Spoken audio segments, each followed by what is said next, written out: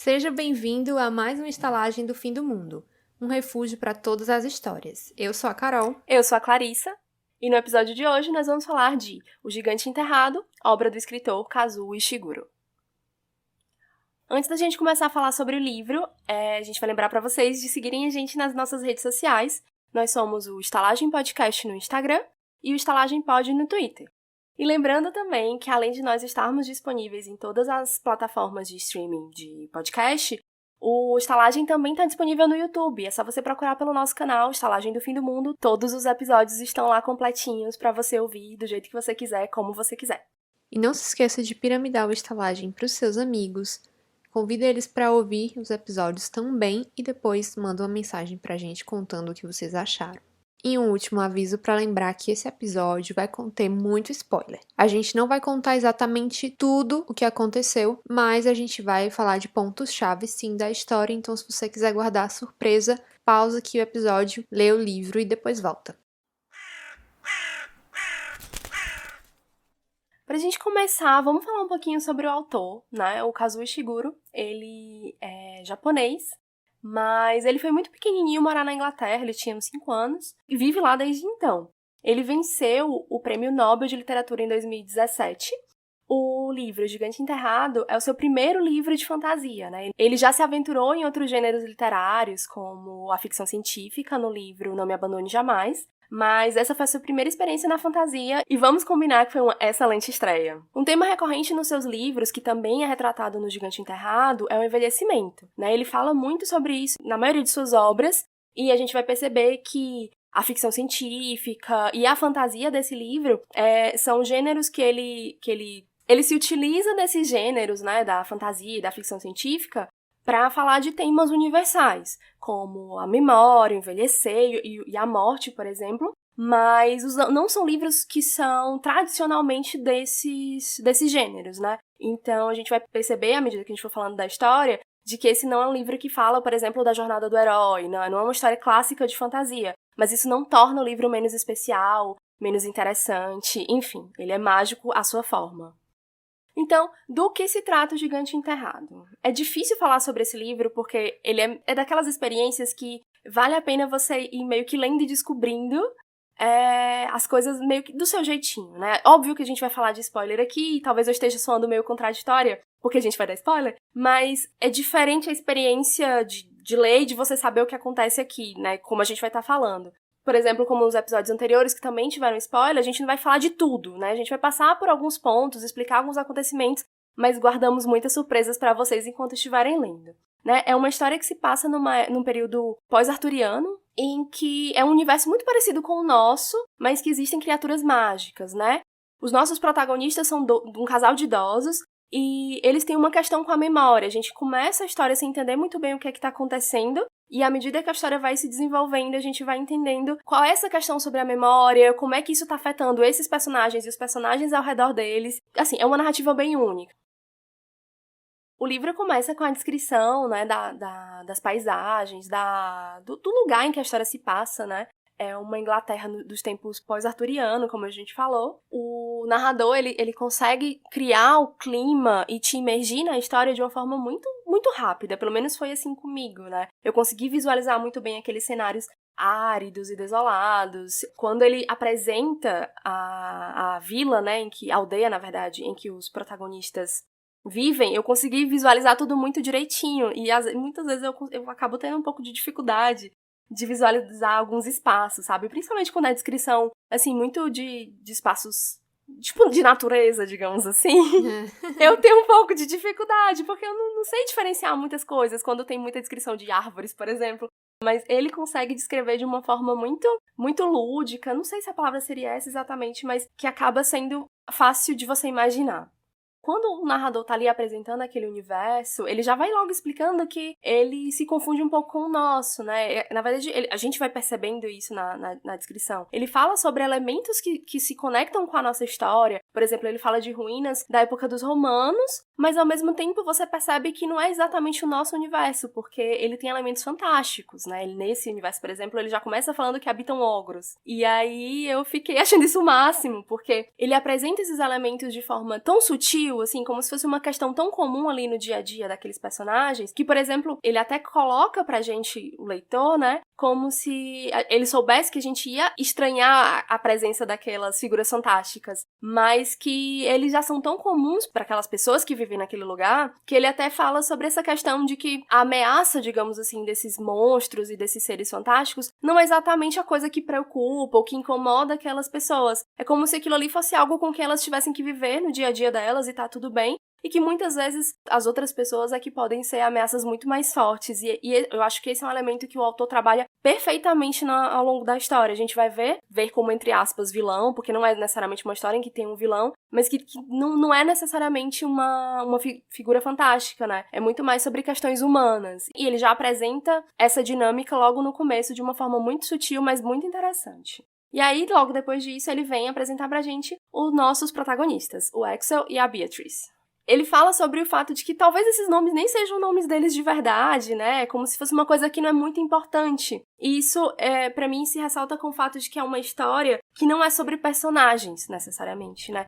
É como se não fosse um livro que a proposta dele é contar que os personagens passaram por essa aventura e chegaram a tal lugar e evoluíram espiritualmente, mas é muito mais sobre as questões que o livro vai te fazer refletir e sobre como você vai ficar, como a pessoa que você vai se tornar depois de lê-lo. Não quer dizer que os personagens são mal construídos, não quer dizer que eles não são importantes, que você não vai se conectar com eles, mas que, tipo, tudo bem se o nome deles não foi esse, enfim. Podia ser você, né, ali naquela história. Exatamente. Voltando, né, pra ordem ali da aldeia deles, o narrador vai falando que o casal, como eles eram velhinhos, eles não moravam numa posição muito privilegiada ali dentro da aldeia, né? Eles ainda eram participantes ativos dessa comunidade, mas eles ficavam numa região meio desprivilegiada, digamos assim.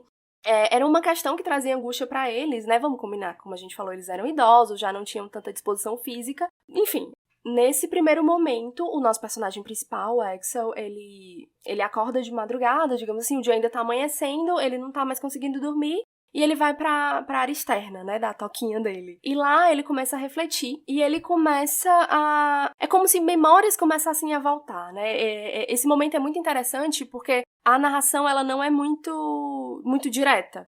Vem uma memória, ela vai se misturando com outra, ele vai chegando a algumas conclusões, mas um pensamento vem e corta, né, o fluxo que estava acontecendo anteriormente. Então a gente começa a entender qual é a questão desse personagem, mas nada se amarra propriamente. Então a gente fica um pouco confuso, mas a gente já começa a entender que tem alguma coisa ali. A conclusão é que a gente chega nesse momento, que ele chega, na verdade, né, é que ele precisa tomar uma decisão, ele precisa conversar com a esposa dele, que ainda tá dormindo dentro da casinha deles, e que assim que ela acordar, né, ele tá ansioso pra que isso aconteça, eles vão conversar e talvez colocar essa decisão em prática. Enquanto ele tá ali pensando sobre isso, né, ele começa a lembrar e ter a sensação de que eles já tiveram filhos, mas é como se ele não soubesse muito bem o que aconteceu com esse filho ou com esses filhos, né, ele tem a sensação de lembrar deles correndo ali pelos corredores das tocas, mas é como se essas memórias, ele fosse apenas pescando elas, mas elas fugissem dele e ele não conseguisse concluir esse pensamento de forma total.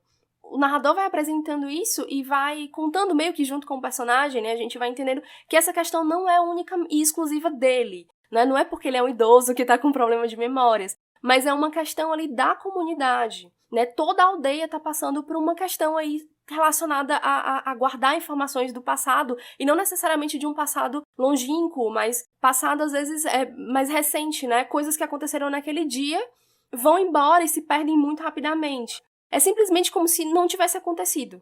Ele começa a fazer uma comparação, uma associação, digamos assim, ele, o narrador, de que é como se aquela névoa que paira sobre aquela região tivesse encobrindo essas memórias, né? Como se ela tornasse certas imagens turvas e você não conseguisse acessá-las propriamente.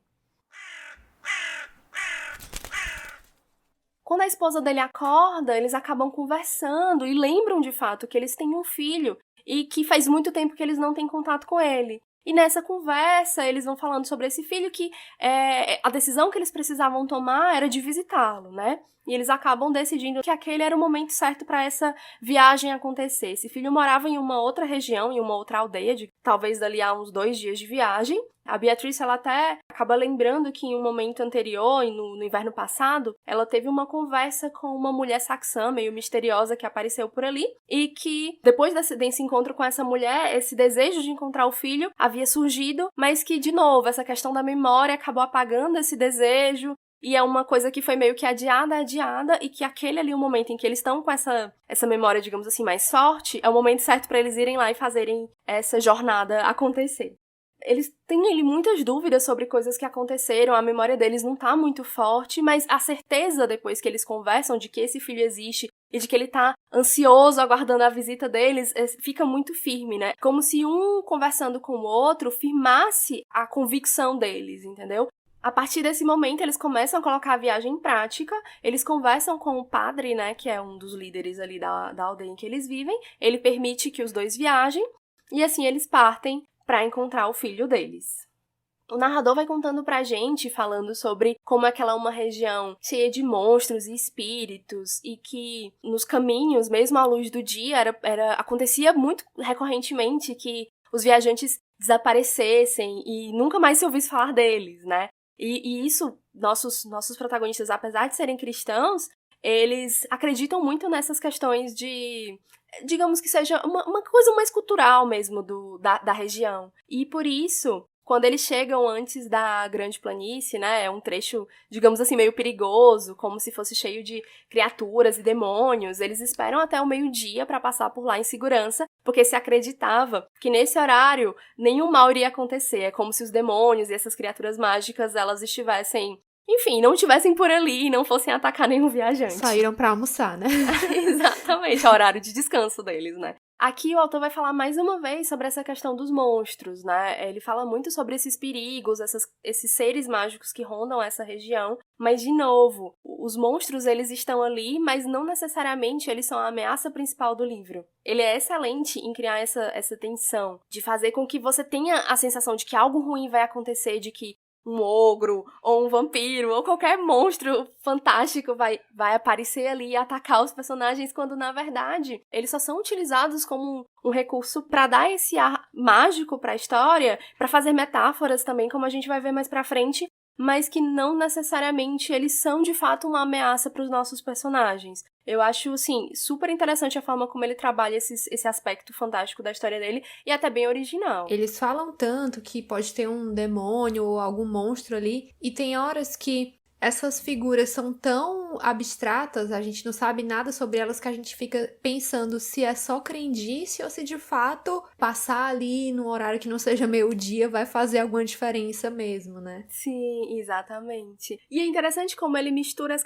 a questão religiosa, né? Porque o cristianismo não acredita nesses seres mágicos, mas é algo que tá ali intrínseco à cultura daquela região, né? Que às vezes são coisas que vêm de antes do cristianismo ser instaurado ali. Então, não tem como você desassociar uma crença cultural, algo que é histórico, de algo que é algo que é novo, né?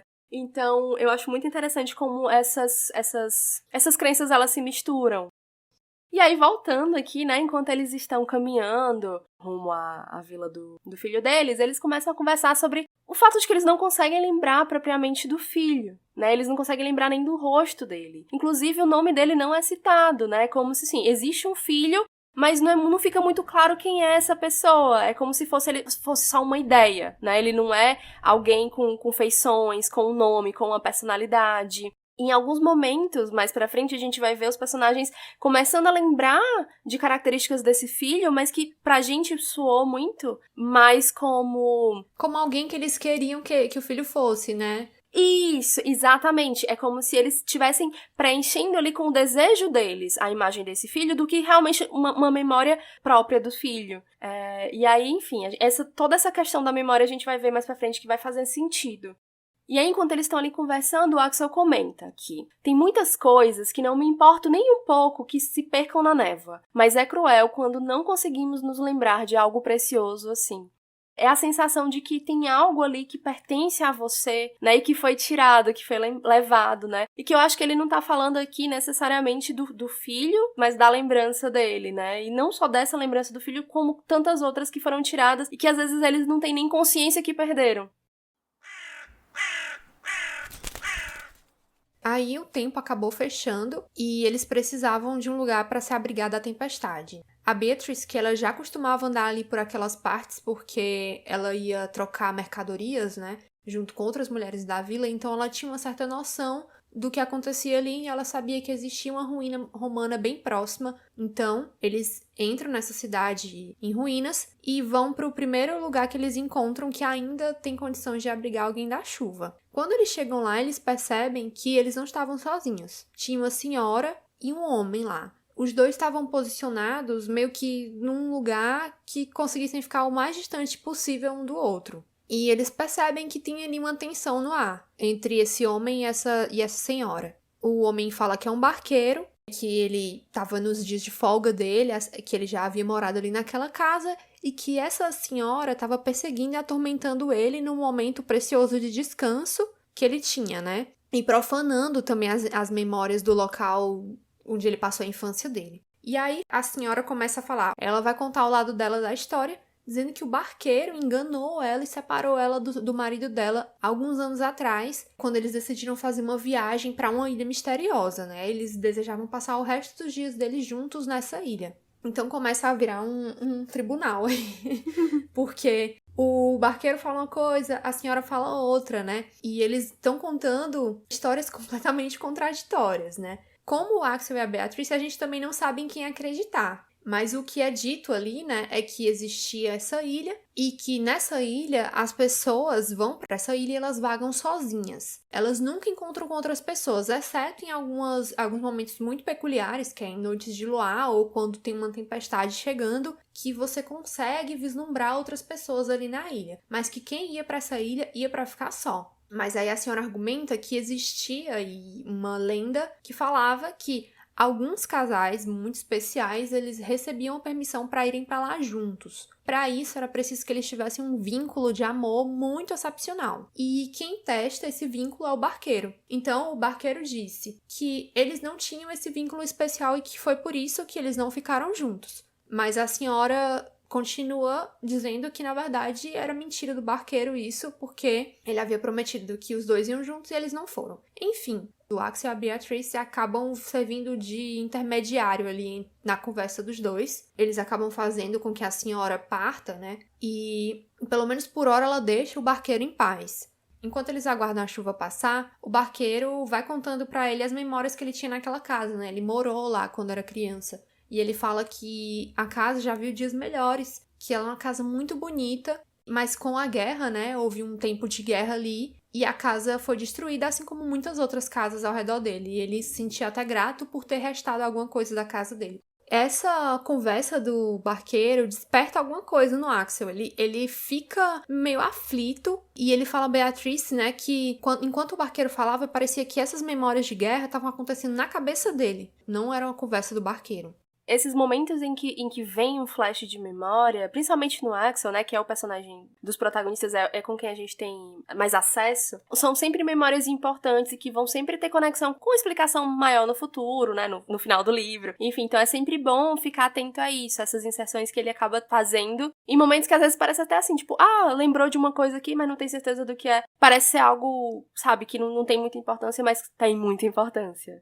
Enfim, os dois acabam decidindo seguir viagem porque aquele lugar deixava eles muito aflitos, deixava eles desconfortáveis e eles achavam que viajar na chuva era melhor do que ficar ali. A Beatrice, ela aproveita que tá partindo para perguntar ao barqueiro como que ele consegue saber se o vínculo de amor entre um casal é excepcional, né? O barqueiro fala para ela que um amor infinito que resistiu à passagem dos anos, isso nós só encontramos raramente. E quando encontramos, temos enorme prazer em transportar o casal junto.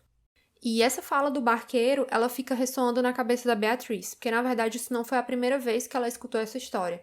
Aquela mulher lá que a gente mencionou no comecinho, que ela foi a responsável por despertar na Beatrice esse desejo de ir visitar o filho, ela já tinha mencionado essa história do barqueiro. ela era uma das pessoas que tinha passado exatamente por aquela mesma situação dessa senhora que eles encontraram. Então, isso deixa ela com uma preocupação a mais. É como se aquela fala da mulher fosse uma coisa muito abstrata, e agora que o barqueiro falou, ela, poxa, eu tenho certeza que isso é realmente assim que acontece, e é uma coisa que passa a perturbar ela daí pra frente. Como provar pro barqueiro que o vínculo dela com o marido dela era excepcional, né? O que deixa a Beatrice com mais medo é o temor de ter que enfrentar essa situação, de ter que provar, né, o amor dela, e ela não conseguir, porque ela simplesmente não lembra de nada, ela não consegue lembrar, às vezes, de coisas que aconteceram minutos antes, ou não consegue nem lembrar do rosto do filho.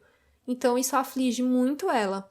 O Axel fica tentando afastar esses pensamentos dela, mas na verdade ele também tá inquieto com isso, ele também sente que alguma coisa tá errada. Essa inquietação toda tem um motivo, né? A gente só não consegue entender muito bem nesse momento. Mas isso tudo vai se conectar, vai fazer mais sentido mais pra frente. Porque a sensação que dá é que eles não têm nenhum plano pra viajar de barco, mas é como se em algum momento eles precisassem chegar nessa ilha. A gente só não sabe o porquê, nem quando isso vai acontecer. Mas é como se fosse uma viagem que fosse inevitável.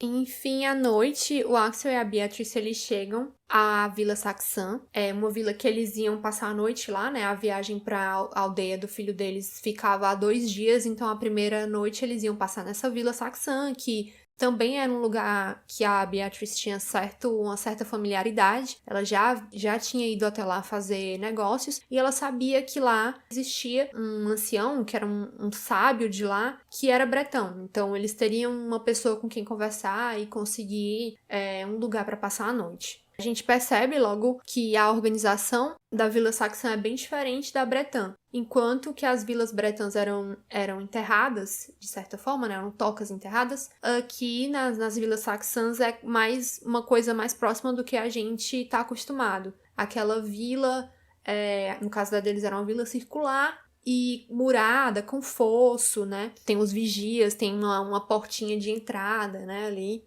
E uma coisa que inquieta os dois é que a entrada da vila estava sendo guardada por homens armados, então eles sentiram que alguma coisa diferente estava acontecendo ali, que aquilo não costumava ser o tipo de a recepção que você encontrava quando chegava lá. Eles conseguem entrar na vila, apesar de os homens ficarem um pouco assustados com a figura do Axel, mesmo ele sendo só um idoso, e ao entrar eles continuam com essa sensação de estranhamento. Todo mundo estava apreensivo. A Beatrice, ela aproveita para visitar uma curandeira local. Ela estava sentindo umas dores há algum tempo, e já que ela estava por ali, ela resolveu que ia se consultar com essa curandeira, né? No caminho para lá, eles encontram uma aglomeração numa espécie de praça local. A Beatrice entrou e o Axel ficou do lado de fora, e ele ficou observando, né? Todo mundo estava tenso, mas como ele não sabia o idioma saxão, ele não compreende muito mais do que isso, né? Ele só sabia que alguma coisa estava acontecendo. E dali a um pouco, um grupo de homens sai de um dos casarões próximos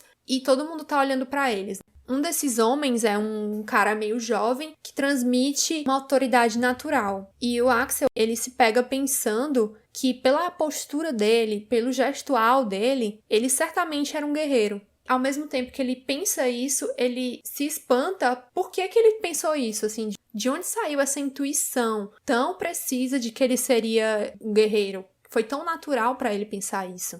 E aí é interessante você ficar sempre atento a esses fluxos de pensamento, como a Clara já tinha falado antes, porque esses pensamentos do Axel, eles não vêm à toa, eles não estão ali só para encher linguiça. Tem um porquê. O casal acabou conseguindo o abrigo na casa do Ivor, que é aquele ancião bretão que já vivia há um tempão ali entre os saxões que eu já tinha falado anteriormente. E ele era uma figura respeitada, então ali eles estavam seguros. O Ivor comenta que episódios de esquecimento também estavam acontecendo ali. E ele aparentemente ele conseguia se lembrar de mais coisas do que os mais jovens. É como se essa névoa afetasse com mais força os jovens. No meio da noite, os homens que tinham saído em resgate retornam e conseguem resgatar o menino. Apesar disso serem boas notícias, né, os aldeões continuavam inquietos e assustados. Após os eventos dessa madrugada, em que o clima tá um pouco hostil para eles, que são visitantes, né, que são bretões, eles descansam. No outro dia, eles acabam sendo apresentados ao guerreiro que foi responsável por salvar a criança, né, que havia sido sequestrada. O guerreiro se chama Winston e ele tem logo a sensação de que conhece Axel de algum lugar. Ele demonstra reconhecê-lo, mas ao mesmo tempo Axel não sabe quem ele é.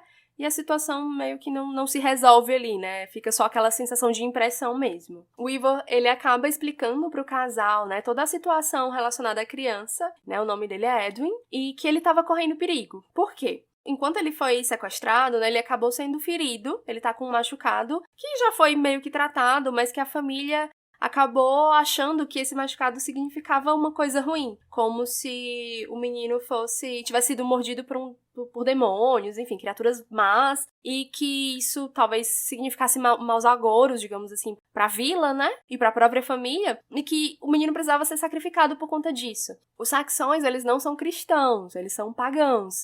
Então, eles têm muito mais forte essa crença de influências de espíritos malignos, de demônios, e eles não teriam, digamos assim, nenhum receio e nenhum medo em sacrificar a criança, pensando que isso seria para o bem de toda a comunidade, né? Só que o Ivor, como a gente comentou, ele não é saxão, né? Ele tá pensando ali no bem-estar da criança e por isso ele recorreu ao guerreiro Winston para que ele levasse o menino com ele e o deixasse em alguma outra vila saxã para que ele fosse criado lá em segurança. Só que o guerreiro, ele acaba dizendo que isso não ia funcionar, essa história ia se espalhar assim na velocidade da luz. Então, eles acabam decidindo nessa conversa que o melhor pro menino seria que o Axel e a Beatrice o levassem com eles e que ele fosse criado na vila do filho deles, que ele fosse criado junto aos bretões, que assim ele seria criado em segurança, mesmo que fosse longe da sua comunidade, e essa história toda da mordida seria esquecida.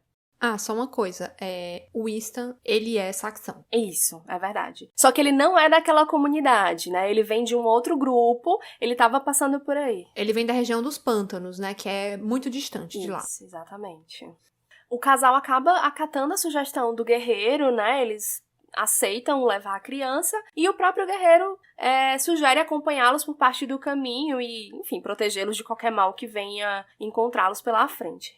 Nesse momento, o Axel tá ali pensando sobre o filho dele, e aí acontece exatamente aquilo que a gente falou um pouco antes, né? As memórias sobre o filho dele acabam ficando mais torneadas, e ele passa a ter certeza, quando antes ele tinha muitas dúvidas a respeito de quem esse filho era, né? E aí ele pensa o seguinte, né? Eu não tenho dúvida de que ele será recebido com hospitalidade na aldeia do meu filho, que é uma figura respeitada lá, praticamente um ancião em tudo, tirando a idade. Ele vai interceder pelo menino, tenho certeza, e garantir que ele seja bem acolhido. Isso é, a gente antes não tinha ideia de quem era essa pessoa, eles mal lembravam quem era o filho, e agora o Axel tem certeza de que o filho era uma pessoa benquista na comunidade em que ele vivia, né? A gente talvez fique aqui um pouco na dúvida se essa é uma memória que tá voltando mesmo, ou será que é só um desejo, como a gente falou antes, alguma coisa que ele tá preenchendo ali para ocupar esse espaço vazio, né, que o filho dele, digamos assim, deixou no desejo, na imaginação dele. Mas o fato é que eles acreditam tanto nisso que para eles isso é verdade. Exatamente. Antes de partir, eles acabam mudando o caminho, a rota que eles iam seguir, por conta de uma orientação da curandeira que a Beatrice havia consultado, né? Por conta das dores que ela estava sentindo, a curandeira sugeriu que ela fosse até o mosteiro que havia numa outra região ali próxima, para se consultar com o padre Jonas, né? Era um homem muito sábio e que poderia ajudá-la a entender melhor o que é aquilo que ela estava sentindo, dar uma orientação mais, digamos assim, direcionada. Enfim, é um caminho um pouco mais tortuoso, mais difícil, mas eles resolvem ir por lá por conta da necessidade que ela estava tendo naquele momento. Nessa última conversa, o Ivor, ele acaba alertando eles que aquele caminho ia ser um pouco mais complicado e perigoso, porque eles iriam passar pelo território da Kerig, né, que era uma dragoa que vivia por ali. O perigo que ela representava estava muito, muito relacionado com as outras questões ali da região, né? Como se a presença dela alimentasse e talvez, digamos assim, incentivasse outros monstros e outras forças malignas que viviam por ali, né? Ele também fala, né, sobre um velho cavaleiro dos tempos de Arthur que estava ali pela região há muitos anos tentando matá-la, mas que até agora não conseguiu. A gente vai conhecer ele um pouco mais pra frente. Aqui, o narrador vai falar um pouquinho sobre o Edwin, né, que era o garoto que estava indo com eles, o que havia sido sequestrado e ferido durante o sequestro. Ele era um garoto muito calado e até bem corajoso, apesar de tudo que ele passou. Em um momento ali na narração, ele acaba lembrando sobre uma conversa que ele teve com um velho guerreiro, né, que havia ali na comunidade em que ele vivia, que falava que ele com certeza seria um grande lutador, que seria alguém que seria temido no futuro. Esse evento, ele marca muito a vida do menino, né, e é como se isso determinasse quem ele seria no futuro, né. O fato do velho estimulá-lo e dizer que ele seria uma pessoa forte e temida, desse a coragem, digamos assim, para que ele se tornasse essa pessoa realmente. Antes deles partirem, o menino havia sido preso num celeiro, né, por conta de que toda a aldeia estava ali tentando atacá-lo, né, como a gente falou antes, eles tinham a intenção de sacrificar o menino, e aí para protegê-lo ele foi preso nesse lugar. Todo mundo achava que o ferimento dele havia sido ocasionado por conta de uma mordida de ogro, mas na verdade era uma outra coisa. Só quem sabia o que houve de fato era o Winston e o próprio Edwin, mas é um segredo que os dois guardam e que a gente só vai saber o que é de fato lá pro finalzinho da história. Enquanto ele tá preso lá no celeiro, o menino ele tá um pouco meio delirante. Ele começa a ouvir uma voz que ele atribui à sua própria mãe, né? A mãe dele foi embora muitos anos antes, e ele diz que ela foi numa viagem. Ao longo da história a gente vai entender que não foi necessariamente uma viagem. Então o garoto é como se ele tivesse muito certo, que ele só precisava crescer um pouco mais, ficar mais forte pra ir ao encontro dessa mãe. E, enfim, voltando aqui, né, pra esse momento em que ele estava preso no celeiro, a voz que começa a falar com ele, como eu disse, né, que ele atribuiu à mãe, estava incentivando ele a dar voltas em torno de uma velha carroça. E ela dizia o seguinte: cumpra o seu dever. Você é o asno. Não pare ainda. Você controla tudo. Se você parar, os ruídos vão parar também. Então, por que ter medo deles? É uma frase, assim, que eu fiquei relendo várias vezes pra tentar entender. Eu tive um pouco de dificuldade com essa parte do asno, sendo bem honesta. A minha interpretação dessa parte, na verdade, é com a jornada que ele vai ter mais pra frente, né? Como se fosse, assim, um impulso de você precisa fazer algo, então essa foi a parte que eu consegui entender, e eu acho que ele interpreta com relação à coisa da mãe dele ter viajado e que ele precisa encontrá-la, que já era um desejo que ele tinha de antes, mas o asno eu não consigo saber qual é o objetivo do autor aí. Não sei, porque o asno é geralmente um animal que leva uma carga muito grande, que trabalha muito, e tem um momento que ela fala assim pra ele, né, que, olha, você vai ter que fazer o trabalho de uns 4 ou 5 filhos. Eu queria ter lhe dado mais irmãos, mas eu não pude, não tive tempo. Então eu acho que talvez seja isso que ela quer dizer, assim, você tá cheio de trabalho pra fazer. Uma outra interpretação que eu tive é relacionada a algo que vai acontecer mais pra frente, né? Tem um outro animal que vai aparecer mais pra frente, que não é necessariamente um asno, é um burro? Eu não lembro qual é o animal. É um bode. Né? E eu fiquei pensando se, assim, as crianças interpretaram o que vai acontecer como se fosse literalmente aquele bode, mas que na verdade seria ele. Tá entendendo? Os dois são amarrados, né? Juntos, eu fiquei muito isso. pensando nisso. Mas no fim eu não cheguei a conclusão nenhuma. Pois é a minha sensação também, assim. Li, reli, não entendi, continuo no mesmo lugar.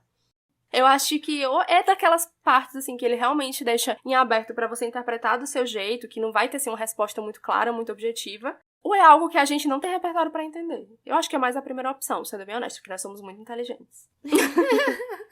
Cheia dos repertórios. Total. Continuando, né, assim, depois de todo esse parênteses aqui que eu abri. No caminho do mosteiro, né, que era o local que eles ainda iriam parar antes de chegar na aldeia do filho, eles fazem várias pausas, não sei se vocês perceberam. A história parece aquelas quests de videogame, sabe? Você vai sair numa missão pra chegar no lugar X, mas antes de chegar lá você precisa pegar um objeto Y e várias side quests. Exatamente! E no fim das contas você anda e não chega nunca. Mas enfim. eles estão tentando evitar encontrar com outros viajantes, né? Porque eles são um grupo um pouco estranho, né? Um casal de idosos com 2 saxões, uma criança ferida, um guerreiro que pode soar, assim, parecer meio ameaçador para outras pessoas. Então, eles estão realmente tomando muito cuidado. Mas chega um momento que não tem como eles fugir de um confronto, digamos assim. Eles precisam passar por uma ponte que está sendo guarnecida por soldados do Lord Brennos, né? A gente não ouviu ainda falar dele, né, nesse começo da história, mas a gente entende ali que ele é uma figura de autoridade ali da região, né? E por isso, para evitar um confronto, eles acabam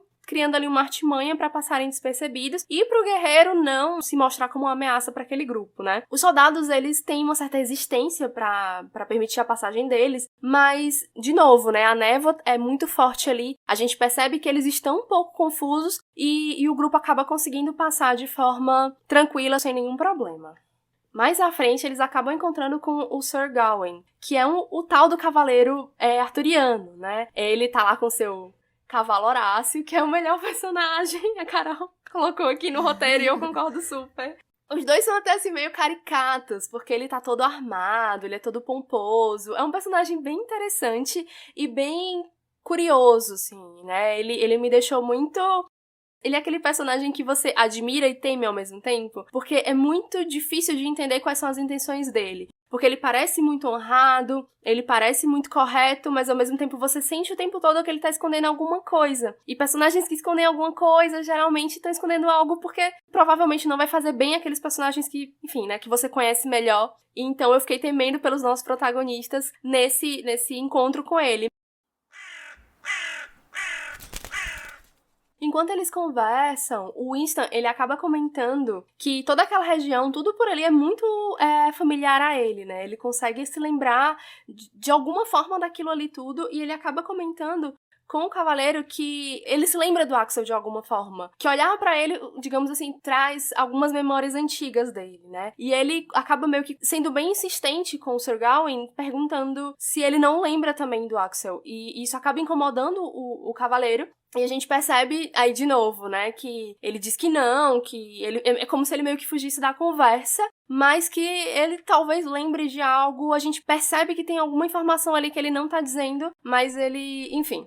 O Axel, ele sente um incômodo nesse momento, né? É quando ele escuta o nome de Arthur, quando eles estão ali conversando, e uma memória logo vem à frente dele. Ele se lembra de estar dentro de uma tenda, uma barraca grande do tipo que os exércitos costumam montar perto dos campos de batalha. Esse é um trecho da história.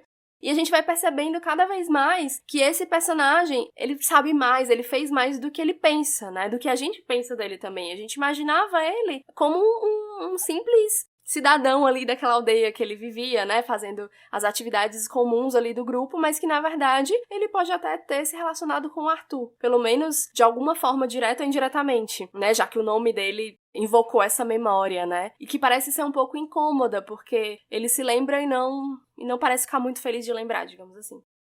Nesse diálogo, né, o Winston, ele fica desconfiado, porque eles estão conversando e ele percebe que ninguém se lembra muito bem dos horrores, da parte ruim, digamos, das últimas guerras, né, da época do Arthur. Os bretões, eles têm uma perspectiva de que o Arthur, ele conseguiu trazer a paz e fez com que todos vivessem em harmonia, sendo que essa paz ela foi conquistada com o sacrifício, com a morte, com a exploração, com a guerra, né, de muitos, principalmente do seu grupo, né, porque bretões e saxões eram inimigos nesse tempo. Então, essa paz ela é muito recente e o Winston, ele demonstra aí que tem alguma coisa que tá sendo guardada que os outros personagens eles não estão se dando conta, mas que a gente vai percebendo ao longo da história, né. Tem muitas das memórias dessa guerra, desses tempos difíceis, eles parecem que foram apagados. É como se essa parte ruim estivesse sendo também ali nublada pela névoa, né, do esquecimento que tá afetando todos os personagens. Eles pararam esse momento aí pra conversar, né, até pra descansar um pouco, só que ela acaba terminando em uma confusão. Um soldado daquele grupo do Lord Brennos, né, que a gente encontrou anteriormente, ele acaba vindo tomar satisfação com o grupo, né, como se aquela névoa ali de confusão que ele tava no momento da ponte tivesse se esvaído e agora ele vem, assim, com mais certeza de que tem alguma coisa errada com aquele grupo. E aí, nesse momento, a gente descobre que aqueles dois saxões, né, o Winston, o guerreiro, e o garoto Edwin, eles estão sendo procurados pelo grupo do Lord Brennos. E que é nesse momento também que a gente descobre qual é a missão do guerreiro naquela região. Ele quer matar a Kerig, né, a dragoa. E isso vai de encontro com os planos do Lord Brennos, né, que a gente vai descobrir também que tem a ver também com essa dragoa. Essa revelação, né, de qual a intenção do guerreiro deixa a sua relação com o Sir Gawain, que já estava assim um pouco estranha, ainda mais estremecida, né? Como o Ivor já tinha falado pra eles, o Sir Gawain, a missão dele era matar essa dragoa. Então ele fica muito chateado que tem uma pessoa ali, de um rei que não é nem o dele, vindo tomar a missão dele. E aí, nessa hora, a gente também percebe que tem alguma coisa estranha aí. Qual é o problema, né? Se tem uma pessoa que tá aí com o mesmo objetivo que o seu, ela não seria seu aliado? Mas ele parece querer que o Winston vá embora dali o mais rápido possível. Esse momento, a gente tá vendo a volta, assim, de uma movimentação desses dois grupos que estavam em paz até então, estão em paz, né?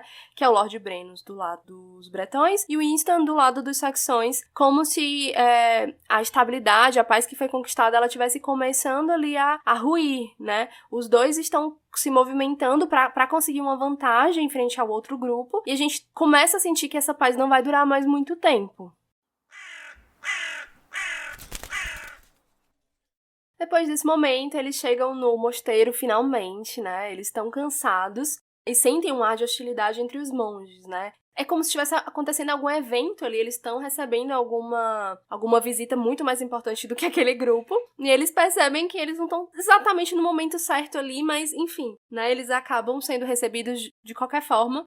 Enquanto eles descansam, o Axel e a Beatriz, os outros personagens, né, do nosso grupo, o Winston e o Edwin, eles vão cortar lenha, assim, eles cortam lenha o tempo inteiro. A gente fica até um pouco confusa lendo, porque não parece ter muito propósito aquilo, né? Depois a gente vai descobrir que o Winston, ele tá ali, ó, atento ao que tá acontecendo, porque ele percebe que tem alguma coisa errada com aquele lugar, né? Aquilo ali não é apenas um mosteiro. Ele vai xeretando, vai escutando algumas coisas, e ele percebe que ele identifica aquela construção como uma antiga fortificação saxã, né? E aí ele também se dá conta de que, digamos, a intenção daqueles personagens não é exatamente o que eles estão mostrando, é como se eles estivessem escondendo algo. Que é algo bem comum de todos os personagens, vamos combinar, né? Ninguém aqui mostra qual é o seu objetivo de fato, tá todo mundo escondendo alguma coisa, então eu não julgo os pobres dos monges, apesar de que eles fazem coisas muito erradas.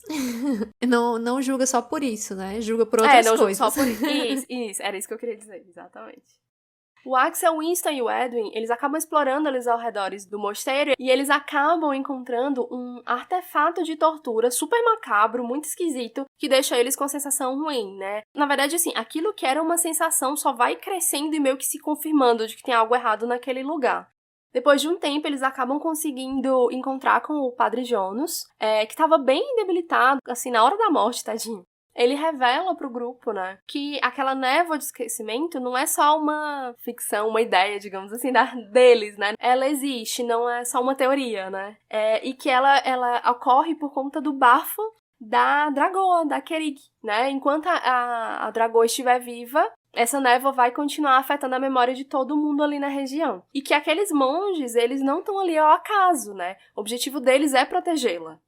O padre, ele acaba conversando com o Winston, logo a princípio, né, o guerreiro, ele não confia muito no padre, né, ele tá muito incomodado com o lugar onde eles estão, com a postura daqueles monges, com o instrumento de tortura que eles encontraram, e ele tem certeza de que o que os clérigos estão fazendo é só uma tentativa ali de encobrir as coisas erradas que foi feita no passado, né? E que não é só com oração e penitência que a gente vai resolver esses problemas. O Padre Jonas, ele acaba concordando com Winston, né? Mas ele diz que essa opinião, ela não seria bem recebida ali no mosteiro, né? Eles, digamos assim, são as minorias ali. Em seguida, o Padre Jonas acaba examinando, né, a Beatriz e o Edwin também, que a gente tem que lembrar que tá ferido, né?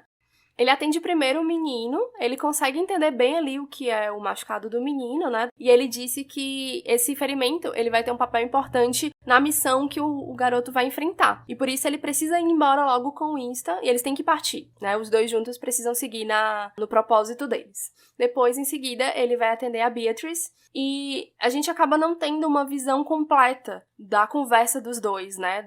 Da avaliação, digamos assim, que ele faz dela. Porque a gente tá sob a perspectiva do Axel E ele tá um pouco aéreo nesse momento, é como se ele não tivesse muito presente, né? Ele não lembra exatamente as coisas que eles conversam, ele só pega uma frase no final do padre, né? Ele diz o seguinte: então, a senhora pode ir ao encontro do seu filho sem nenhum receio. Essa postura do Axel, pra mim, ela pode ser interpretada de algumas formas, né? Você pode pensar que foi a névoa atuando e por isso ele não estava conseguindo se concentrar muito bem ou lembrar do que aconteceu depois. Isso pode ser até um processo natural do envelhecimento, como se ele não tivesse conseguindo se concentrar ali, a memória não estivesse muito bem, apesar de que eu não acho que é bem isso. A minha teoria, que é mais forte, é de que isso é uma forma dele fugir do que tá acontecendo de fato, né? E claramente, assim, é uma forma dele não lidar com aquela situação. Porque qual é a questão? A Beatriz tá morrendo, né? A gente começa a entender que a questão dela é algo que não tem jeito. Sim. Então, ela tá ali num momento em que uma partida vai precisar acontecer logo. E ele não tá preparado ainda pra lidar com essa informação. E aí, por isso, talvez ele não esteja atento nessa conversa. Porque aquilo que você não sabe é algo que não existe e você não precisa lidar. Eles voltam, né, pra descansar e no meio da noite, soldados chegam ao mosteiro. Apesar de que todo mundo ali acabava em perigo, por causa disso a gente sabe muito bem que eles estavam ali mesmo por causa do Winston e do Edwin, né? Acaba que o casal e o menino, eles conseguem escapar com a ajuda de um dos padres que vai resgatá-los e eles são levados para uma passagem subterrânea. Eles iam sair pelo subsolo do mosteiro e bater lá no meio da floresta. Mas aí o Winston acaba ficando para trás lutando com esses soldados. Quando chega para entrar nessa passagem subterrânea, eles sentem que eles meio que são jogados lá dentro, assim. Jogam eles lá dentro, tampam e começam a colocar um monte de coisa em cima. Então eles já ficam um pouco preocupados, né? O que tá acontecendo aqui? Porque se a gente precisar sair desse túnel, o povo jogou o móvel em cima da saída. Mas enfim, o que eles iam fazer? Tinham que continuar. Era uma passagem subterrânea muito escura e apertada, e lá pela frente eles acabam encontrando novamente o Sir Gawain. O velho cavaleiro conta pra eles que ele estava ali para salvá-los, porque eles haviam sido enganados pelos monges. Eles não tinham sido levados para aquele túnel para escapar, mas sim para morrer, porque existia uma fera ali que habitava naquele túnel e que provavelmente, né, ia devorar eles se ninguém fizesse alguma coisa a respeito disso. Os monges, eles queriam o Edwin morto por causa, né, do ferimento dele. E aí, nesse momento, a gente descobre que foi esse safado que alertou o abade das intenções do Winston, né, o Sir Gawain. O abade era como se fosse o chefe ali dos padres, não sei como é que... Ele é tipo um líder mesmo. A autoridade máxima ali dentro do mosteiro. Isso, é tanto que era ele que ia autorizar o Axel e a Beatrice de verem o Padre Jonas, né? E eles dão um jeitinho ali, conseguem encontrá-lo. Mas acabou que eles foram na maciota, exatamente, né?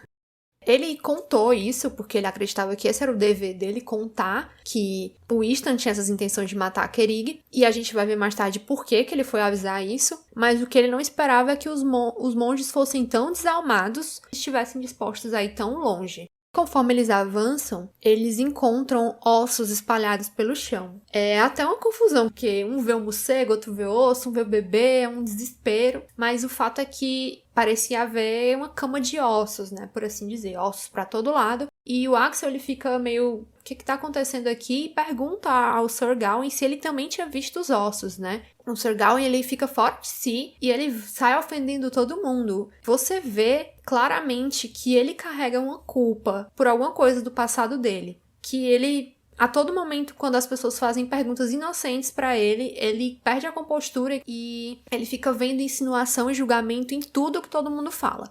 Mas o fato é que eles chegam num ponto em que eles finalmente encontram com essa fera e o Edwin, ele começa a se comportar de uma forma meio esquisita, como se ele tivesse possuído.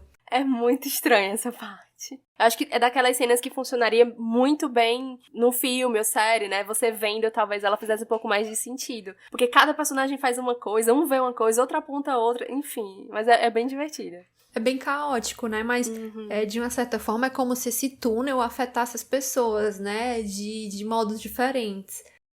E aí, enquanto eles vão bolando um plano pra matar o monstro, o Sir Gawain revela que, na verdade, essa mordida do Edwin era uma mordida de dragão. E era por isso que todo mundo tava caçando ele, E muito provavelmente era por isso que ele estava se comportando daquela maneira maluca e que a própria fera parecia que estava sendo atraída pela presença dele. Enfim, eles conseguem derrotar a fera sem muita dificuldade, assim, dificuldades médias.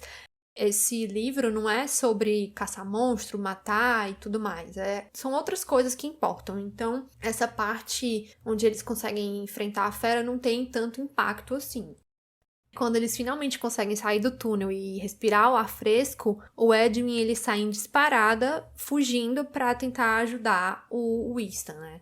E o Axel ele sai dessa jornada do túnel sentindo que tem alguma coisa do passado dele que tá ligada com o Sir Gawain, sabe? E as histórias que o Sir Gawain sempre comenta a respeito de Arthur aviva alguma coisa dentro da memória dele, mas ele não consegue lembrar exatamente o que, né?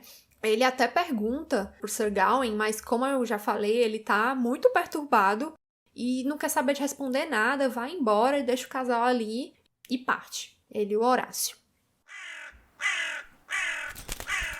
Nesse momento, a narrativa ela faz uma espécie de ramificação, porque até agora a gente estava acompanhando o Axel e a Beatrice e quem cruzava o caminho deles, né? E então, a partir daqui, a gente começa a caminhar em linhas paralelas, né? Essas histórias estão acontecendo ao mesmo tempo, mas a gente vai ver de perspectivas diferentes. Primeiramente, enquanto que o casal segue viagem, né, a gente vai para a perspectiva do Edwin. Ele está sendo guiado por um jovem monge ao encontro do Winston.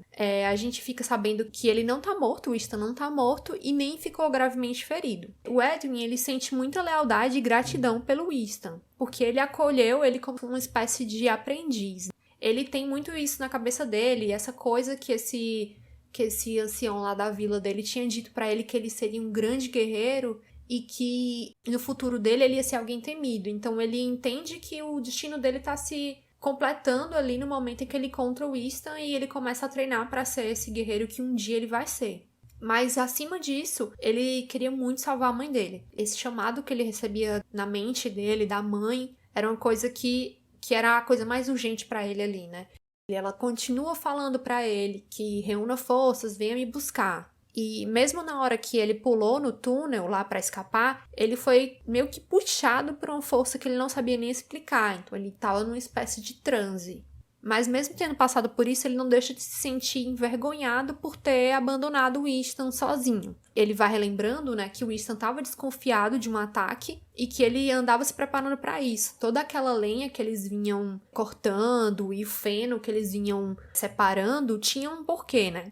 Ele montou uma estratégia em torno de uma torre que existia lá no mosteiro. Ele contou pro Edwin que aquela torre, entre outras coisas, eles usavam aquela torre para fazer uma espécie de armadilha. Então era como se fosse um forno de inimigos. Basicamente era isso. E ele vai explicando isso pro Edwin. Ele usa meio que umas metáforas, ele não fala exatamente, mas o Edwin, que não é besta nem nada, entende muito bem o que é que vai acontecer ali e sabe o porquê daquela preocupação toda com lenha e feno. Enquanto ele vai ao encontro do guerreiro, ele tá decidido que ele quer colocar as coisas em pratos limpos, né? E revelar que a mãe dele anda se comunicando com ele e fazer as pazes com Winston, né? O coitado do Edwin, ele realmente tá se sentindo muito culpado de ter fugido, de não ter voltado e ajudado o Winston. Quando os dois se encontram, o Edwin pede perdão por ter deixado o Winston na mão. E o guerreiro fala que não tem problema, que ele ia ter muitas oportunidades de se redimir, de provar o valor dele. O Winston, apesar de não estar gravemente ferido, ele estava debilitado, ele estava com as febres, então ele estava indo um pouco delirante. Mas mesmo que o Edwin tivesse a melhor das intenções e tivesse a intenção de contar para ele a verdade, ele acaba usando do momento, né, que o Winston tá meio fraco das ideias, pra tentar dar uma desviada ali na missão. Tipo, ele pensou, não, por que não desviar a missão um tiquinho e resgatar minha mãe primeiro antes de matar a Kerig, né? O Edwin, ele até chega a falar assim, que acha que o guerreiro espera demais dele, porque como é que ele vai levar ele até a Kerig se ele não tem ideia de onde ela tá e tal? Aí o Winston fala assim, eu confio nos seus instintos. E aí ele usa essa história pra meio que dizer assim, olha, que eu tô sentindo aqui que é pro lado de lá, vamos sair agora. Só que o Winston precisa descansar, né? E em seguida, a gente sai aí dessa perspectiva do Edwin e a gente vai pro Sir Gawain, que tá perturbadíssimo. O coitado achava que finalmente, depois de salvar a Beatrice, o Axel e o Edwin no subterrâneo, ele ia finalmente ter um pouquinho de descanso. Mas quando ele tava voltando, né, pra descansar na aldeia, ele fica sabendo que um monge fofoqueiro foi avisar ao Lord Brenos que o Winston tinha escapado com vida do embate. Então, ele fica aliviado, né, de certa forma, porque ele reconhecia que o Winston era um guerreiro habilidoso. Mas, por outro lado, ele não poderia mais descansar, né? Então ele tinha que partir em direção aonde vivia a Kerig, né? Porque ele sabia que o Winston queria matar a Dragoa. E assim, vamos combinar, só um parênteses, que o seu Gawain tá precisando se aposentar, né? Ele já cumpriu um tempo de serviço dele, ele já tem idade suficiente, tadinho, ele precisa urgentemente de uma aposentadoria. O Sir Gawain, ele segue viagem muito cansado, muito atormentado. Pra ele, né, ali na cabeça dele, ele tá sendo testado por Deus, né? É como se Deus estivesse duvidando das boas intenções dele e estivesse testando ele. Em um determinado ponto, ele vê uma revoada de pássaros. E esses pássaros transformam em viúvas. Não eram pássaros, viraram viúvas do nada, né? E essas viúvas começam a insultá-lo. Elas chamam ele de covarde e culpam ele por não ter matado a Kerig quando esse era o dever dele. Essas velhas viúvas, elas mencionam novamente a figura do barqueiro e elas falam que elas foram separadas do marido delas porque não tinham as memórias do que elas viveram com o marido delas. Então, elas culpam o Sir Gawain porque se ele tivesse matado a Dragoa, elas não teriam se esquecido do que era preciso para viajar junto com os maridos delas para onde quer que fosse, né? Eu também tenho a sensação de que é um pouco de culpa cristã, sabe? O fato dele estar se questionando se ele não está sendo testado por Deus, essa culpa toda que ele carrega, tem alguma coisa aí de cometer algum tipo de pecado, tem algo no passado dele que ele se arrepende, né? Uma curiosidade é que esse episódio se passa no capítulo que se chama O Primeiro Devaneio de Sir Gawain. Então, acho que é seguro dizer que os pássaros viúvas são muito provavelmente fruto da imaginação dele, né? O crocitado, o corvo, né, tem muito essa ideia de zombaria. Sim. De uma forma geral. É como se os corvos zombassem de você quando cantavam. Ele fica alterado com essas insinuações dessas mulheres porque elas parecem personificar o peso na consciência dele, né? Ele fica discutindo com essas viúvas e ele vai voltando mais na memória dele e a gente chega finalmente no momento que a gente descobre qual é a verdadeira natureza do Axel, né? Ele era um cavaleiro bretão, ele tinha um papel mais diplomático, era um homem sábio e respeitado, ele não era exatamente um guerreiro. O Gawain, muito jovem, ele saiu junto com outros cavaleiros para uma missão que foi liderada pelo Merlin, e quando ele volta pro campo de batalha, ele encontra com o Axel, né, nesse flashback, no meio dessa guerra entre saxões e bretões, e os bretões estavam quase derrotando os saxões, e o Gawain fala pro Axel, né, por que eles ainda estão ali tão furiosos lutando se eles sabem que vão perder. E o Axel, ele responde que eles lutam por ódio, porque suas mulheres, suas crianças e seus idosos, deixados desprotegidos depois do nosso acordo solene de não atacá-los, foram todos eles, incluindo os bebês recém-nascidos, chacinados por nós. Então, eu acho que isso era o que estava por trás de toda essa culpa, né? Como foi conseguida essa vitória em cima dos saxões? Como ele foi um agente importante, ele que estava negociando essa paz, ele se sentiu como se ele fosse um mentiroso, um assassino, porque ele sentia a responsabilidade por essas pessoas, né? Que era como se ele fosse a figura que personificava esse pacto. E quando ele foi desrespeitado, é como se a palavra dele, né, não valesse nada. Daquela forma, ele não vê honra nessa vitória e por isso ele não tá contente de ter ganhado a guerra. A perspectiva agora volta para o Axel e a Beatrice, né? Eles continuam indo rumo à aldeia do filho deles e eles acabam seguindo em direção ao rio para tentar, digamos assim, cortar a parte do caminho indo pela água, né? Essa foi uma sugestão do Sir Gawain e eles acabam acatando. Eles estavam com muito frio, muito debilitados, estavam sem provisões. A Beatrice tá cada vez mais doentinha, assim, você percebe que cada passo tá mais difícil pra ela. E o Axel, ele percebe, né, que ela tá muito fraca, ele tá muito preocupado com ela. Eles procuram um barco, não conseguem encontrar, mas uma pessoa os ajuda oferecendo cestas para eles viajarem pela água, né? As cestas, elas são amarradas juntas. A Beatriz está muito aflita, né, com medo de que as cestas se desamarrem e ela acabe sendo afastada do Axel, assim, a ideia de ser afastada dele, mesmo que por um momento, assim, é muito sofrida pra ela, você percebe que é como se fossem os últimos momentos dela ali, né, o fim parece estar próximo e ela não consegue lidar com a ideia de se separar dele. Então ela insiste muito que essa ideia não é boa de ir nas cestas, mas ele garante diversas vezes que vai dar certo, que ele não vai se afastar dela de jeito nenhum. E, enfim, eles seguem cada um na sua cesta. É meio fofa essa imagem, assim. Eu fiquei tentando imaginar cada um dentro da sua cesta. Ela super pequenininha, lá deitadinha na cesta dela, encolhidinha, na verdade. E, enfim, eles estão lá na água, estão conseguindo ir bem, e em determinado momento eles encontram um barco, e há uma mulher, uma senhora velha lá naquele barco. E eles acabam indo lá mexer com ela, só que umas fadas aparecem. É muito inesperado esse momento, né? Você imagina que aquela senhora tá precisando de ajuda e, na verdade, eles começam a ser atacados. A Beatrice, na verdade, né? As fadas querem levá-la dele. A princípio, eu fiquei muito confusa com essa cena, porque eu fiquei assim, nossa, qual o propósito dessas fadas? E fiquei refletindo a respeito. E pra mim, me parece hoje ser uma metáfora, né? A Beatriz estava ali no pior momento dela desde que a história começou. É como se ela já estivesse realmente partindo e aquelas fadas é como se fossem a morte levando ela. Mas o Axel não permite, ele não tá preparado ainda pra dizer adeus. Então ele insiste muito e ele segura ela ali com ele ainda por um último momento. Depois desse momento, eles acabam tendo que voltar pra terra, né? Eles não conseguiram avançar muito no rio. E eles precisam continuar andando. E a Beatriz tá muito debilitada, como a gente falou antes, o frio e o cansaço tá tomando eles, né? Mas eles precisam seguir viagem.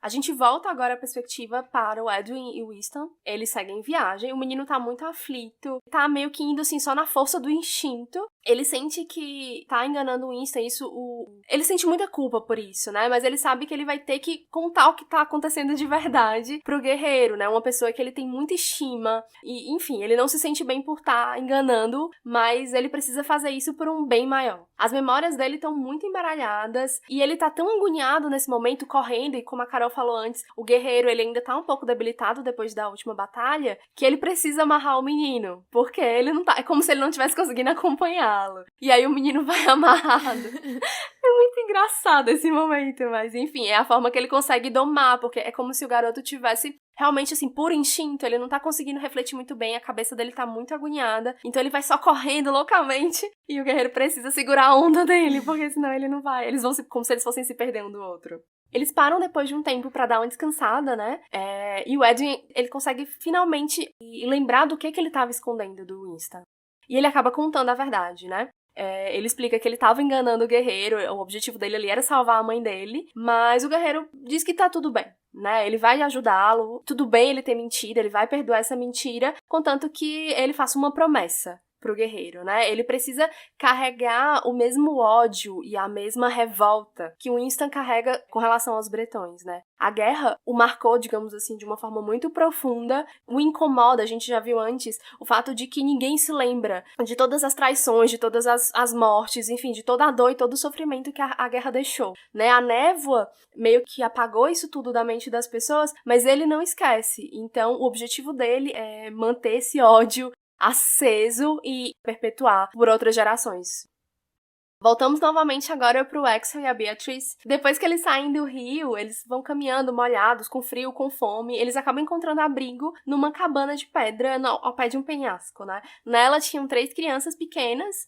Uma era um pouco maior, que cuidava das menores, e não tem a presença ali de nenhum adulto, né? Eles se sentem um pouco incomodados de pedir ajuda a essas crianças, mas as crianças prometem oferecer comida e abrigo pra eles, né? Permitem que eles descansem ali na cabaninha deles, e eles ficam um pouco, assim, em dúvida se vão ou não, mas acabam aceitando porque eles estão precisando muito de ajuda. Antes de descansar, né, eles estão ali se preparando pra tirar um cochilo, eles acabam tendo uma espécie de discussão, né? A Beatriz, ela lembra de um momento em que foi abandonada pelo Axel, né? E ela lembra dessa tristeza, e essa tristeza é como se a abarcasse totalmente de novo, como se ela tivesse voltado exatamente para aquele momento da tristeza que ela sentiu antes. E aí, isso a incomoda tanto que ela pede que, quando eles voltarem a viajar, ele fique um pouco afastado dela, porque ela precisa de um tempo para que ela conseguisse elaborar, digamos, esse sentimento. Então, ela precisa meio que digerir o que ela tá sentindo, que é algo que ela nem entende muito bem, né? Ela lembra que ele a abandonou, ela lembra da tristeza, mas ela não lembra de mais nada, assim, não tem muito contexto. O Axel, ele não lembra disso, ele fica triste pela situação, e ele respeita o que ela tá pedindo,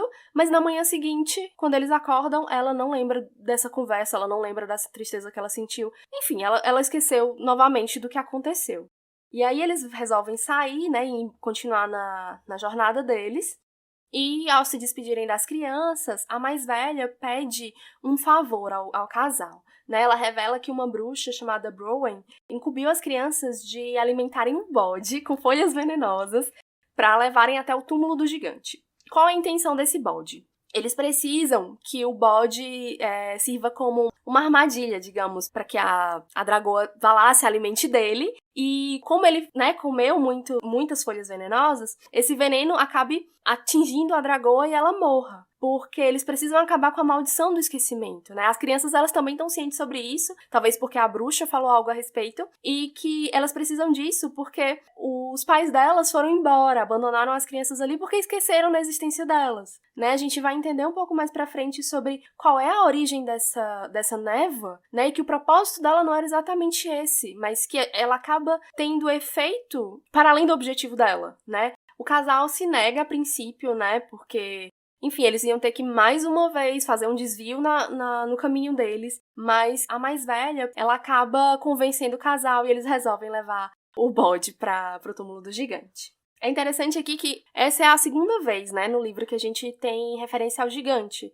Em um momento lá no começo, quando eles estão partindo na jornada, a gente escuta falar que eles podem passar pelo túmulo do gigante enterrado, né, que dá título ao livro, mas a gente não chegou nesse lugar ainda, e nesse momento eu já tava assim, eu preciso saber o que é que esse gigante fez, por que que ele tá enterrado. Eu tava, tipo, muito, muito ansiosa por isso. E, assim, sendo bem honesta, eu acho que a explicação final é sensacional. Ele fez algo que eu amo e acho incrível quando o autor consegue fazer isso, sabe? A gente vai explicar um pouco mais pra frente. Foi a Beatriz, né, que convenceu o Axel a fazer o que as crianças pediram, apesar dela estar bem mais debilitada do que ele. Apesar de que isso iria atrapalhar um pouco mais o propósito deles e atrasar ainda mais o encontro com o filho. Mas ela acha que seria bom eles intervirem nessa situação e fazer algo para que a dragoa morresse logo. Com a névoa indo embora, e eles voltando a ter acesso a essas memórias, ela vai conseguir se lembrar de mais detalhes, de mais coisas da história de vida deles. Porque, de novo, a Beatriz está sempre com aquela história do barqueiro na cabeça. Ela precisa ter acesso a todas essas memórias porque ela quer estar muito segura para quando eles forem testados, se eles vão poder ir juntos, né, nessa travessia para a ilha, se eles vão poder ir juntos ou não. Isso é uma questão muito importante para ela. Então, se ela puder fazer algo, ela vai fazer. O Axel, ele acaba aceitando, como eu disse, mas ele tá um pouco ainda preocupado, porque ele começa a pensar se o que a névoa tá encobrindo não seria algo que poderia, talvez, machucar e atrapalhar a relação deles, que é tão bonita e tão prazerosa. Talvez, muito pela conversa que eles tiveram ontem, né, no dia anterior, de que ela se lembrou, né, de algo que ele fez, de ter ela abandonado, dela ter ficado tão ferida e tão magoada, né. E aí ele pede que ela prometa que essas lembranças, quando retornarem, não atrapalham o que eles estão vivendo hoje, né? São coisas do passado, o relacionamento deles hoje tá em outro lugar. Ele pede basicamente pra que o que ficou no passado fique lá, tá entendendo? E não interfira no que eles estão vivendo hoje, né? E é tão bonitinho porque quando eles estão subindo a montanha novamente com o bode, por mais que ela não lembrasse nem de ter pedido, ele respeitou a vontade dela de manter a distância. Ai, eu tô arrepiada. Ao ponto de que ela acha que ele que tá com raiva dela e não o contrário, né? Eu acho muito fofo a relação deles dois. Eles são porque muito fofos. ele respeitou, mesmo ela nem lembrando mais, e ele continuou um pouquinho afastado dela. E aí eles seguem, né, rumo ao túmulo do gigante, e eles acabam encontrando novamente o Sir Gawain. Ele tenta convencer os dois a seguirem caminho, deixar a missão do bode pra ele, mas eles estão determinados, o pedido foi feito pros dois. Eles estão até um pouco desconfiados, né? Vamos combinar que o Sir Gawain, ele tem tomado algumas atitudes meio suspeitas, então eles preferem irem os três juntos, né? O Sir Gawain é um bom cavalheiro, ele deixa a Beatrice ir montada no Horácio, porque ela tá muito debilitada, tadinha. Quando eles chegam lá no túmulo, o Sir Gawain, ele tá bem distante e, assim, até um pouco frio com o casal. né? Ele acaba confrontando o Axel sobre o passado e sobre como eles haviam tomado rumos opostos. Nessa conversa, o Axel, ele acaba tendo algumas memórias, né, do passado, ele acaba acessando essas memórias, ele acaba lembrando de que já foi abandonado pela Beatrice antes, né? Ele sente raiva, ele sente um ressentimento e isso assusta. Ele não lembra, como ela também não lembrou, do que houve. Ele só lembra do sentimento que ele sentiu naquele momento, né? Da sensação. E isso acaba sendo muito angustiante de ler, porque você não saber o que aconteceu, pra você sentir algo tão ruim com relação a uma pessoa que você ama tanto, deve ser muito, muito angustiante, muito difícil de lidar. Ele não tem muito tempo, digamos, para lidar com esse momento, porque eles precisam ali resolver as coisas, né? Ele vai ajudar a esposa, amarram o bode, e logo em seguida o Winston e o Edwin chegam, né? O grupo se reúne novamente, o garoto continua meio possuído, e ele também é amarrado junto com o bode, como a gente falou antes, lá na parte sobre o asno e tal, que o papel dele poderia se confundir com o desse bode. O bode, ele serve ali ao propósito de matar a dragoa, o Edwin tem o propósito de encontrá-la, né? O Winston vai matá-la, então é como se os dois estivessem meio que com essa mesma função, entendeu? E aí, por isso, o asno, o bode, enfim, na minha cabeça fez sentido. E aí, nesse momento, a gente tem mais uma revelação. O Sir Gawain, ele nunca teve o objetivo de matá-la. Na verdade, já tá até um pouco óbvio, né? O objetivo dele era protegê-la. A questão é que ele foi um dos cavaleiros que foram junto com Merlin. Gente, o Merlin aparece, acho maravilhoso, né? Pelo menos assim, é uma memória dele. O Merlin feitiça a Kerrig muitos anos atrás com o objetivo de pôr fim na guerra, né? Então, o bafo dela, criar essa névoa e possibilitar que as pessoas esqueçam, enfim, causar todo esse problema de memória naquele grupo todo, naquela região toda, foi intencional, né? Foi um feitiço que o Merlin lançou pra impor a paz, né, já que o tratado que o Axel, enfim, colocou em prática não foi respeitado, a paz não foi alcançada daquela forma, ou pelo menos a partir daquilo, né, vamos enfiar a paz goela abaixo a partir de um feitiço. Enfim.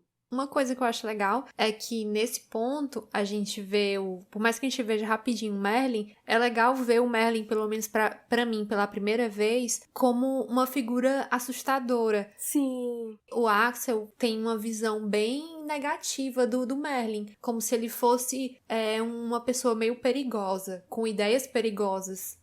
E é uma visão diferente do Merlin, que eu sempre, assim, dos livros que eu li, ele era sempre um senhor fofo e excêntrico. Sim. Enfim, a gente também entende nesse momento que enquanto a dragoa estivesse respirando, o feitiço ia continuar. Então, ela morrendo, a névoa iria se dissipar e todos iriam relembrar de tudo que aconteceu, as inimizades iriam voltar à tona, a guerra provavelmente voltaria a acontecer. O Sir Gawain, ele tenta mais uma vez convencer o Winston de que não era por ali que eles deveriam caminhar, não era pra ele matar a dragoa, mas não adianta, esse apelo ele não é atendido. Os dois, eles acabam tendo um embate, né? O Winston vence, o que é até meio previsível, né? O Sir Gawain, apesar de ser um bom guerreiro, já tava bem velhinho, como a gente comentou. Antes do combate, né, enquanto o Sir Gawain tava tentando convencer o Winston de que, enfim, aquela paz ali era mais importante do que qualquer coisa, o Winston ele não cai muito e fica se perguntando, né, que espécie de Deus é esse, Senhor, que deseja que injustiças permaneçam esquecidas e impunes, né? Uma paz sendo construída com sangue e feitiçaria, ela não pode ser duradoura. Enfim, é uma forma de controle muito, muito problemática, eu acho, porque você tira algo que é muito, muito íntimo, é muito pessoal, até assim, o direito de decidir o que fazer frente a tudo que aconteceu, tá entendendo? Porque é uma paz imposta. É como se você esperasse sempre o pior daquelas pessoas, como se elas nunca pudessem escolher algo, nunca fossem capazes de escolher algo que não fosse a guerra e a briga e a luta e a vingança. Então, eu acho realmente muito problemática essa solução aqui do Merlin, do Arthur. E ao mesmo tempo, eles ganharam a guerra porque eles traíram a confiança e eles decidiram que ninguém vai se lembrar sobre isso e que isso é melhor pra todo mundo. Então foi tudo muito unilateral. Eles tomaram a atitude e não quiseram sofrer as consequências. Enfim, depois do embate, o Winston vence. Ele consegue matar a Kerrig facilmente, ela já estava bem velhinha. E o Winston acaba revelando pro Axel que ele era, de fato, o cavaleiro sábio que ele encontrou na juventude e que... apesar dele sentir aquele ódio tão forte que ele quer passar pro Edwin, né, com relação aos bretões, ele se sente ainda um pouco fraco, digamos, por ter se afeiçoado a alguns deles, né? Inclusive o Axel e a Beatrice. E aí ele conclui também que o Edwin vai ser um guerreiro melhor do que ele, frente ao treinamento que ele vai ter, e que ele não vai sentir essa fraqueza, né, de se afeiçoar a bretões. Ele vai se despedir do casal após esse momento, né, esse evento, e os aconselha a fugir para o mais oeste que eles puderem, porque agora que a névoa se dissipou, né, os velhos desentendimentos vão vir à tona, né? O ódio, o rancor vai voltar e ninguém sabe o que vai acontecer, né? Provavelmente a guerra vai voltar o mais rapidamente possível. No caminho de volta, eles desatam o pobre do Edwin, que tava lá, preso, tadinho, com o bode. Ele parou de escutar o chamado da mãe dele, né? Que aqui a gente entende que provavelmente era a dragoa, que tava, né? Lembra, ele foi mordido por um dragão. Foi depois dessa mordida que ele começou a escutar aquele pedido de ajuda da mãe dele, e que provavelmente, agora, né, que ela morreu, se as vozes se foram, é porque provavelmente era ela. A partir desse ponto, a história começa a ser narrada por um novo personagem, né? Um personagem misterioso que a gente vai descobrir que é o barqueiro. O bendito do barqueiro. O Axel e a Beatrice, eles começam a viagem de volta e eles param pra se abrigar de uma chuva. E o Axel tá tão exausto e a Beatrice tá tão debilitada que ele mal consegue segurá-la. Então, esse estranho, esse barqueiro, ele se oferece pra ajudar e levá-la até um lugar onde ela possa descansar, porque ele vê o estado dos dois. Enquanto eles estão ali descansando, a Beatrice, ela diz se lembrar que o filho deles morava numa ilha e que essa ilha poderia ser vista de uma enseada próxima. E ela fala novamente, ele tá muito ansioso pela gente, a gente tem que ir. O Axel, ele fica assim, não, você deve estar delirando, você tá muito cansado. E ela, não, existe essa ilha aqui, tá perto essa ilha, pergunta pra ele que esse senhor aí que ajudou a gente vai dizer pra você. O barqueiro não quer se meter, mas ela já tinha se dirigido a ele, então ele fala, olha, realmente tem uma ilha aqui, conta pra eles que é um barqueiro e diz que se eles quiserem, ele pode levá-los até a ilha. A gente vê que a Beatrice, ela recebe essa notícia com muita felicidade, enquanto que o Axel, assim, com tristeza. Finalmente, eles estão de frente para a figura do barqueiro. Quando o barqueiro, ele ajeita a Beatrice numa cabaninha que ele fez ali, cobre ela com as mantas e tal, para ela descansar um pouco, ele aponta para eles a ilha. A Beatrice, ela fica super aliviada, assim, de tipo, a ilha tá aí, vou ver meu filho, finalmente. Enquanto isso, o Axel, ele não consegue ver a ilha direito, ele fica meio perdido e o barqueiro tem que ficar mostrando, tentando dizer pra ele onde tá. Aí ele fala que não consegue ver muito bem, que a visão dele já não é muito boa. Pelo menos na minha visão, eu entendi isso, sabe, como uma sutileza muito grande do autor, que ele quis mostrar pra gente, por meio dessa metáfora da ilha, que a morte já estava chegando pra Beatrice, né? Porque o barqueiro mostrou pra ela a ilha, os contornos dessa ilha já estavam nítidos pra ela ali no horizonte. Enquanto que o Axel, ele não conseguia distinguir bem essa ilha, ele não conseguia achar. Uma forma muito sutil de falar que, olha, chegou a hora dela, mas não chegou ainda a tua hora. Tá perto, mas ainda não chegou. E o Axel, ele tá meio relutante em aceitar essa oferta de ir à ilha com o barqueiro, mas ele acaba aceitando, né? A Beatrice convence ele. O barqueiro garante que eles dois têm um vínculo especial, que ele consegue ver que esse vínculo existe só de olhar pros dois, mas a Beatrice fala, eu soube que tem um interrogatório que você faz pra gente. Ele, sim, eu já ia me esquecendo desse interrogatório. E aí ele resolve interrogá-los, né? E ele faz só, assim, por protocolo, né? Porque tem que fazer. Porque ele repete várias vezes, não, eu consigo ver o vínculo de vocês com certeza. Vocês vão juntos, tá tudo certo. É mais como se ele estivesse fazendo tudo de acordo com o que ela diz, né? Tipo, eu ouvi uma lenda que diz que dá pra ir junto. Ele, sim, existe essa lenda. E, eu ouvi uma lenda que você faz perguntas. Ele, sim, faço perguntas.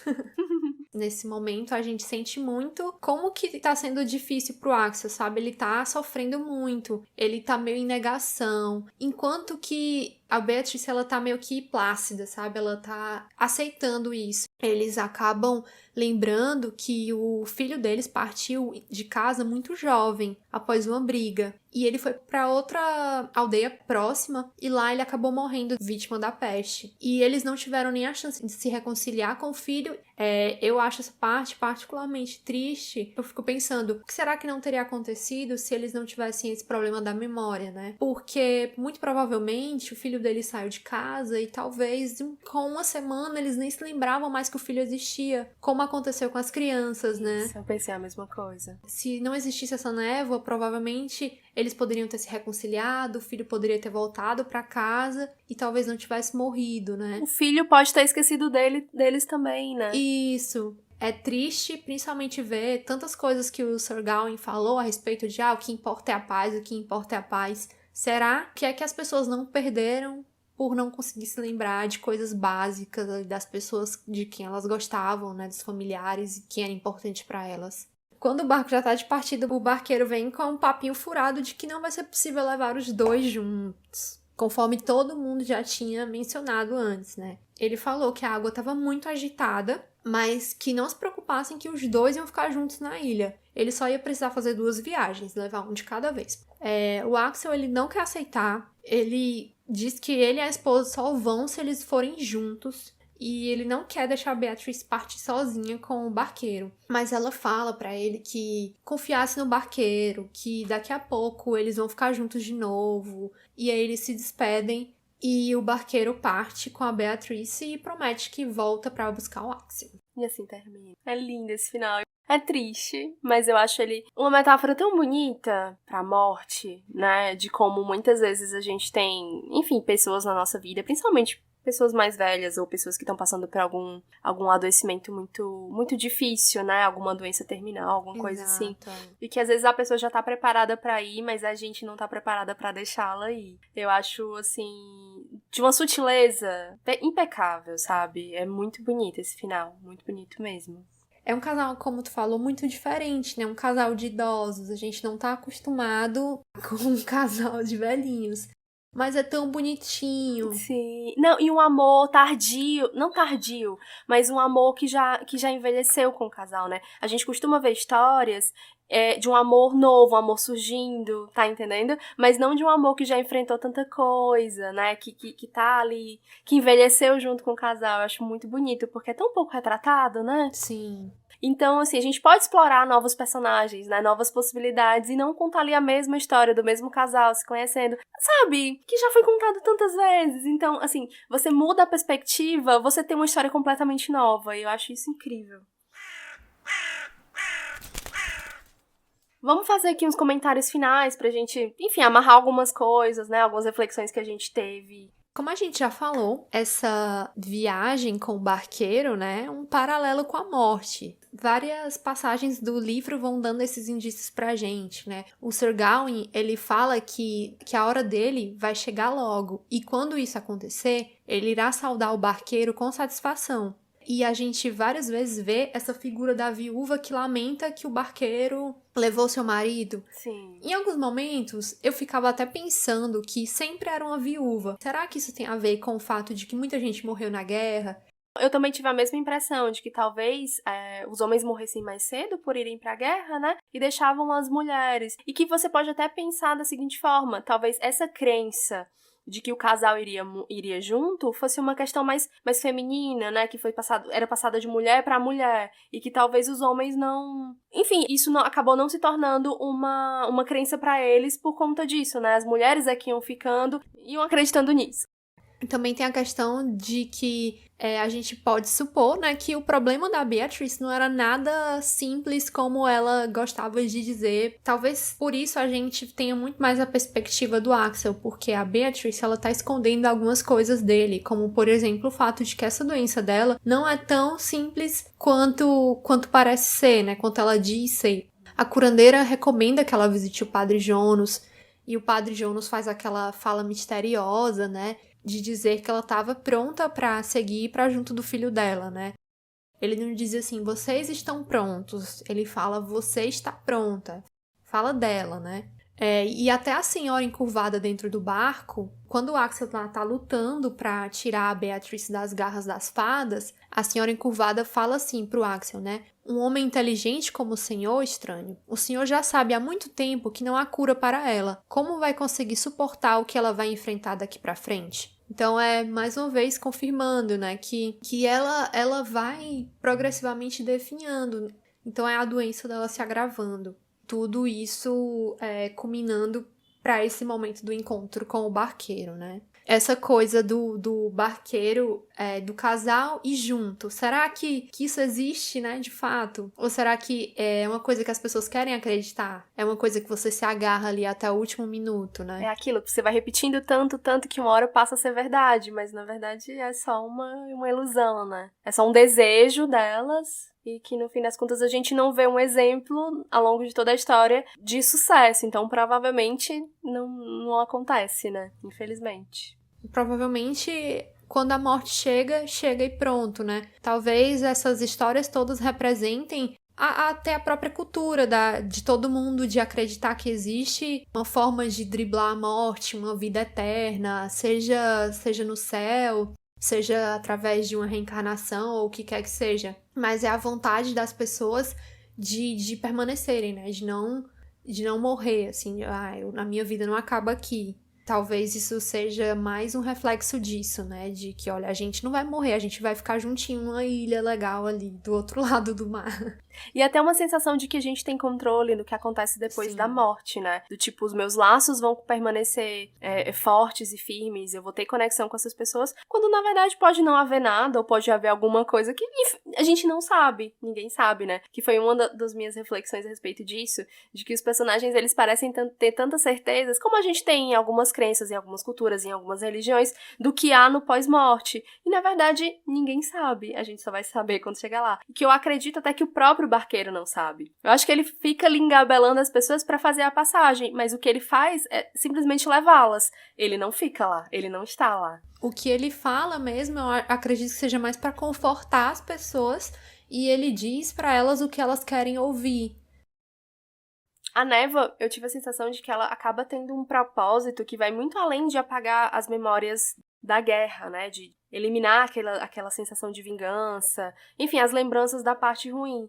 E ela acaba sendo funcional, mas não no sentido bom, né? Mas funcional no sentido de que possibilita que algumas coisas aconteçam. Por exemplo, o Axel e a Beatrice, eles não procuram um filho antes, né? E isso acaba deixando eles ali naquela situação de conforto, assim, até de que eles não têm contato com o fato de que o filho partiu e eles não se despediram, entendeu? Eles não têm contato com a briga deles, né? O relacionamento deles poderia ter acabado após aquela briga. A Beatriz poderia ter ido embora com o filho, né? Mas eles não sabendo disso, eles acabam ficando naquela paz, entre aspas, né? Que eu acho que é a intenção da névoa, é impedir conflitos e combates, e acaba mantendo esse relacionamento, mas de uma forma que, entre aspas, é funcional entre eles, mas que acaba não sendo o ideal, né? O ideal é que a gente converse, que a gente resolva os problemas, entendeu? O amor deles perdura, mas perdura porque os conflitos e as questões, elas são apagadas. E não porque eles conversam, eles resolvem isso e eles seguem em frente. É como se eles não conseguissem amadurecer a partir dessas questões.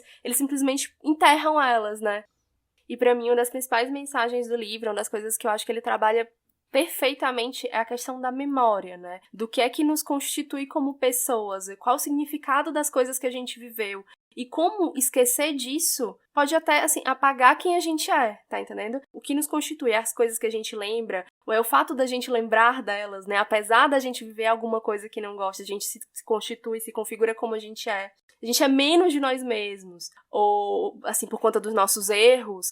Se a gente esquecesse deles, nós continuaríamos sendo quem somos ou nos tornaríamos outras pessoas. Assim, eu não consigo te dizer, é isso ou aquilo, tá entendendo? Ao invés de eu ter terminado o livro com uma certeza, eu só saí com questionamentos, e eu acho isso belíssimo, sabe? Porque pra mim isso configura um livro que vai ficar comigo, porque eu vou estar sempre pensando nele, e eu sei que quando eu reler, eu vou tirar novas conclusões, eu vou ter, talvez, vivenciado novas coisas, né? Eu vou estar em outro momento da minha vida e eu, com certeza, vou tirar novas conclusões ou novos questionamentos dele.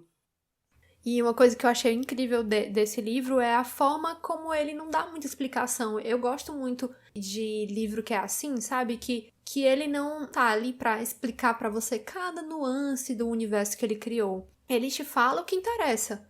Tanto que a gente fica sabendo que tem a figura do Lord Brenos, mas a gente pouco sabe sobre ele, a gente só sabe que ele é uma E não figura... tem nenhuma conclusão, né, a respeito Isso, dele. exato. O rei que enviou o Winston naquela missão também, a gente não sabe dele. O que importa ali na história não é a magia, não é quem é o rei ou o que aconteceu. São as relações entre as pessoas e o que foi que aquela guerra e a falta das memórias das pessoas, o que foi que isso trouxe para a vida delas, né? As consequências que trouxe para a vida das pessoas.